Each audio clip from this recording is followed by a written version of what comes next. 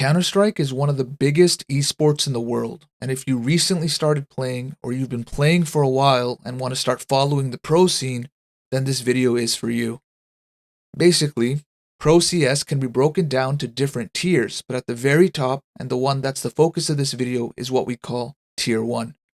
More than anything, the tier designation is something people use to separate all the different teams and levels of pro play. At the very top of Pro Counter-Strike, it isn't played in a particular league, but instead it's played at different tournaments around the world. Although there are leagues that are hosted by organizers, historically Valve has been against partnered leagues. So typically, prospective players may play in these leagues or lower tiers of Counter-Strike in the hopes to one day get scouted and make it to the top. For example, a tournament organizer called ESL owns FPL and ESCA, which both host leagues for lower divisions of Counter-Strike. Many pro players play pickup games on their Faceit platform or in FPL when not competing at events. I'll talk more about these tournament organizers later on. I think one of the first questions that needs to be answered is, where is Tier 1 Pro Counter-Strike actually played? So third-party tournament organizers around the world are given a license by Valve for the right to operate and use the game. These tournament organizers then invite pro teams to play at their tournaments for prize money, trophies, and, of course, prestige. One of the things to remember is that Counter-Strike is now over 25 years old, and some of these tournaments have been around for a long time and carry a lot of weight within the community.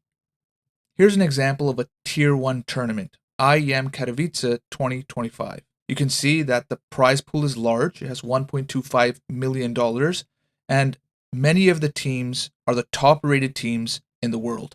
Next, we'll take a look at a tournament that isn't necessarily a Tier 1 tournament. Yellow Compass 2024. Although the prize pool is still significant, one of the main things that you can see is that many of the top rated teams in the world, although this does include some, are missing. So this is an example of maybe there was some overlap between tournaments, or maybe some teams chose not to go. It's just one of those things that kind of separates the best of the best and then some other lower tier tournaments that may not get the same kind of recognition or views or have the same level of prestige. In order to prevent a closed wall ecosystem of partnered teams, tournament organizers are required to invite teams based on the VRS ranking, which is a Valve regional standing ranking system that they themselves publish. The way that the VRS system works is that the rankings include 4 distinct metrics. The first metric, bounty offered, represents how much money a team has won.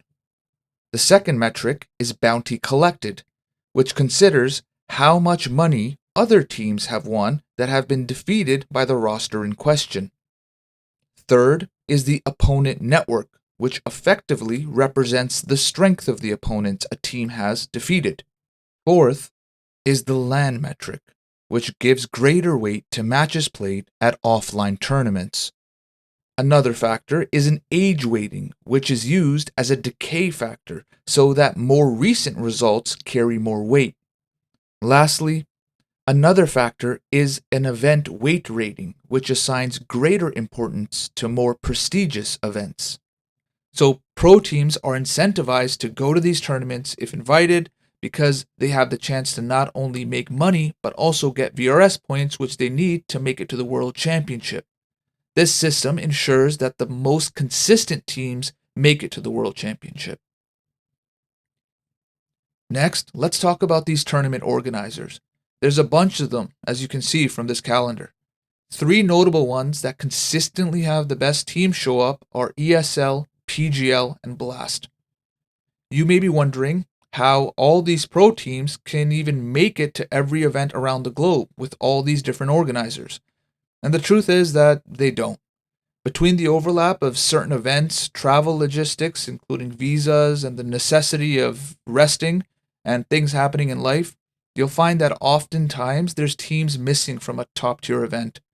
The tournament organizers will invite teams in advance based on the VRS ranking and fill the slots based on their availability. Speaking of events, There are two main types of tournaments. One is a LAN, which is hosted independently by third-party tournament organizers such as PGL. And then there is the Major, which is the World Championship. The Major is different because it's directly supported by Valve in conjunction with one of the tournament organizers.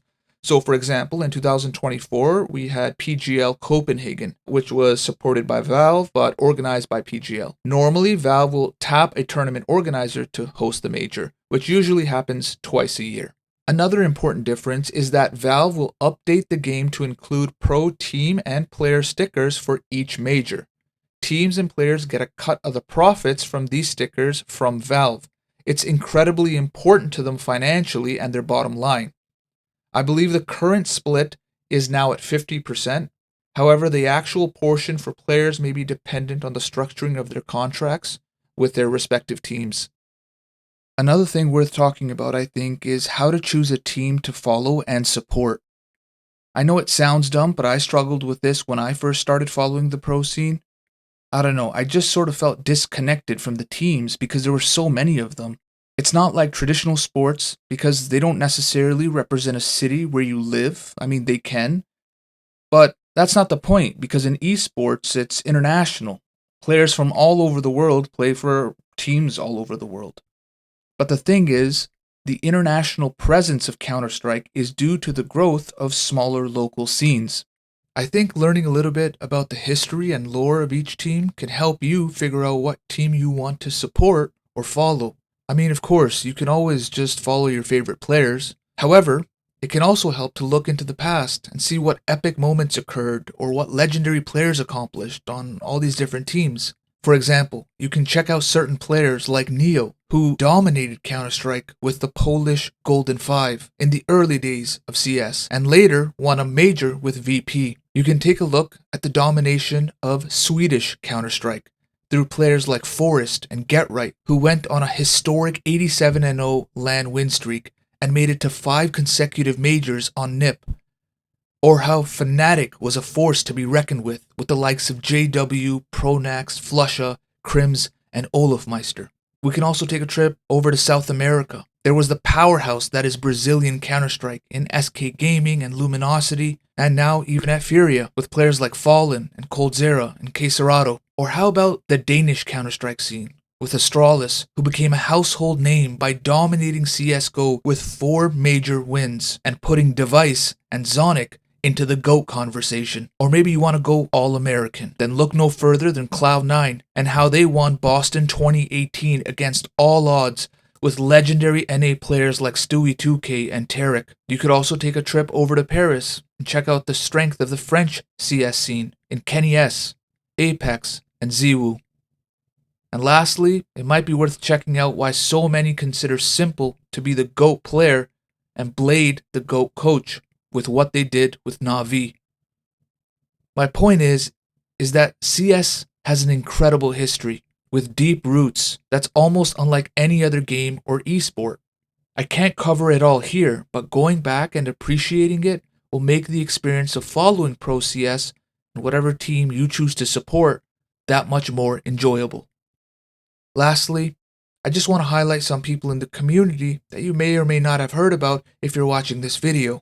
They're probably the biggest creators in the space because they comment and talk about Counter-Strike. The guys over at Last Free Nation, especially Thorin and Maui Snake, have great CS content and have dedicated podcasts that release weekly.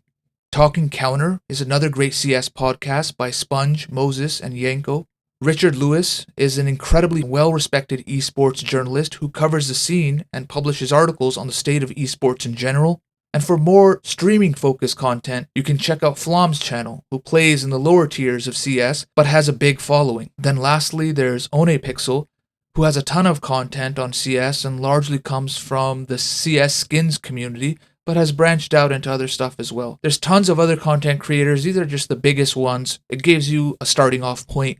And finally, the two most important resources are Liquipedia Counter-Strike and HLTV. HLTV is the main website for Counter-Strike. That's where you'll be able to find schedules, upcoming events, streams, stats, and everything else. But yeah, that pretty much sums it up. I hope you found this information useful. I do apologize in advance for any inaccuracies on my part, but I tried to be simple and informative as I could, and if you made it this far, I think you have a good starting off point. Thanks for watching.